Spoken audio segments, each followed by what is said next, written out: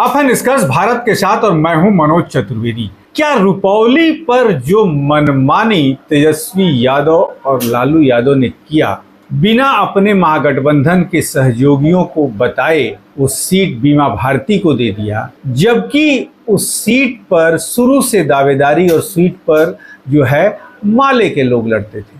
मनमानी चलाई बाप और बेटे दोनों ने मिलकर, और नतीजा ये हुआ कि बीमा भारती लोकसभा तो हारी ही और विधानसभा भी हार गई। बची खुची जो कहीं इज्जत थी वो भी तार तार हो गई। जी हाँ, और हराने वाले कौन? एलजेपीआर के पूर्व के विधायक और रुपौली के बाहुबली शंकर सिंह। नीतीश कुमार ने अपनी पूरी मंत्रिमंडल की ताकत झोंक दी, फिर भी नहीं जिता पाए कलाधर मंडल को। पप्पू यादव से बहन बनकर सहयोग मांगा बीमा भारती ने, पप्पू यादव भी कोई करिश्मा नहीं कर पाए और निकल गए, बाजी मार ली शंकर सिंह ने, जो बाहुबली भी हैं। तमाम केसेस उनके नाम पर हैं, लेकिन अंदर की कहानी क्या रही ये समझना आपको बड़ा जरूरी है। और ये बताता हूं कि अंदर की कहानी कि मनमानी जो की है, अब किस तरीके से जो दल लालू के साथ महागठबंधन में है वो कैसे इन पर हावी होंगे, अपनी प्रेशर की राजनीति करना चाहेंगे। जी हाँ, बिहार में अगले साल होने वाले विधानसभा चुनाव से पहले पूर्णिया जिले की रुपौली सीट पर हुए उपचुनाव में राष्ट्रीय जनता दल को बुरी तरह हार का सामना करना पड़ा। इस चुनाव में आरजेडी की प्रत्याशी रही बीमा भारती तीसरे नंबर पर रही। ऐसे में सवाल उठ रहे हैं कि रुपौली हारने के बाद आरजेडी सुप्रीमो लालू प्रसाद यादव और उनके छोटे बेटे पूर्व डिप्टी सीएम तेजस्वी यादव की महागठबंधन यानी इंडिया अलायंस में मनमानी रुकेगी या नहीं, क्योंकि रुपौली पर लेफ्ट पार्टी सीपीआई ने उपचुनाव में दावा ठोका था, मगर उसे दरकिनार करते हुए आरजेडी ने बीमा भारती को कैंडिडेट बनाकर उतार दिया। हाल ही में हुए लोकसभा चुनाव में भी पूर्णिया से कांग्रेस के दावेदार पप्पू यादव को साइडलाइन करते हुए लालू एवं तेजस्वी ने बीमा भारती को उतार दिया था। इसके बाद पप्पू निर्दलीय लड़े और बीमा भारती की जमानत तक जब्त हो गई। रुपौली से जेडीयू की विधायक रही बीमा भारती इसी साल लोकसभा चुनाव से पहले पाला बदलकर आरजेडी में शामिल हो गई। लालू एवं तेजस्वी यादव ने अपने गठबंधन के सहयोगी दलों को विमर्श किए बिना ही पूर्णिया से बीमा भारती को आरजेडी का सिंबल दे दिया। दरअसल कांग्रेस पूर्णिया से सांसद रह चुके पप्पू यादव को इस चुनाव में टिकट देना चाहती थी। 2019 का चुनाव भी महागठबंधन में रहते हुए कांग्रेस नहीं लड़ा था, मगर 2024 में आरजेडी ने मनमानी करते हुए यह सीट कांग्रेस से अपने खेमे में ले ली, मगर आरजेडी के सारे समीकरण फेल हो गए और पप्पू यादव पूर्णिया जीत गए।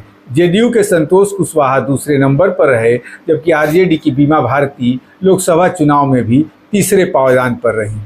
इसके ठीक एक महीने के भीतर बीमा भारती के पाला बदलने से खाली हुई रुपौली विधानसभा सीट पर उपचुनाव हुए। आरजेडी ने यहाँ भी अपने गठबंधन के दलों से चर्चा किए बिना बीमा भारती को कैंडिडेट बना दिया। दरअसल यह सीपीआई की परंपरागत सीट रही। 2020 के विधानसभा चुनाव में रुपौली से महागठबंधन में सीपीआई ने इलेक्शन लड़ा था। उपचुनाव की घोषणा होने के बाद लेफ्ट पार्टी ने यहाँ से चुनाव लड़ने की घोषणा भी कर दी थी, मगर बाद में आरजेडी के कैंडिडेट उतारने से सीपीआई नाराज हो गई। पार्टी नेता ने यह भी कह दिया कि रुपौली हमारी सीट थी, हमें चुनाव लड़ना चाहिए। इन दोनों मामलों में आरजेडी की मनमानी की वजह से पार्टी को हार का सामना करना पड़ा और लालू एवं तेजस्वी बीमा भारती फ्लॉप उम्मीदवार साबित हुई। पहले लोकसभा चुनाव और अब विधानसभा चुनाव में उनकी करारी हार से लालू एवं तेजस्वी यादव के फैसले पर सवाल खड़े होने लगे हैं, और ये बात सच्चाई भी है। लालू यादव, एक अंदर की कहानी और बता दें, पप्पू यादव और कन्हैया कुमार दो को कभी लालू यादव जब तक जिंदा रहेंगे तब तक बिहार में पनपने नहीं देंगे, क्योंकि यदि कन्हैया कुमार और पप्पू यादव फ्रंट लाइन की राजनीति पर आ गए तो लालू यादव के बेटे तेजस्वी यादव का राजनीतिक भविष्य ही दांव पर लग जाएगा। इसी कारण लालू यादव ने कांग्रेस के टिकट फाइनल करने के पहले पूर्णिया से उम्मीदवार बना दिया बीमा भारती, ताकि पप्पू यादव को एन केन प्रकरण हराया जा सके और पप्पू यादव फ्रंट लाइन की राजनीति में नहीं आए।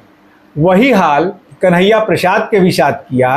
इस बार बेगूसराय से कन्हैया चुनाव लड़ना चाहते थे, लेकिन कांग्रेस के आला कमान से कहकर उन्हें दिल्ली से चुनाव लड़वा दिया कि वो बिहार में न आ सके। लेकिन लालू यादव और तेजस्वी यादव को इस बात का खामियाजा तो निश्चित तौर पर भुगतना होगा कि अपनी मनमानी उनकी नहीं चलेगी। 2025 के विधानसभा चुनाव में लालू यादव को ये ध्यान रखना पड़ेगा कि यदि अपने गठबंधन के साथियों के साथ बिना विचार विमर्श किए चुनाव लड़ते हैं तो कहीं ना कहीं उनका जो सपना है कि उनके बेटे तेजस्वी कभी बिहार के मुख्यमंत्री बनेंगे, शायद वो नहीं पूरा होगा। ऐसी तमाम खबरों के लिए आप बने रहिए हमारे साथ। नमस्कार।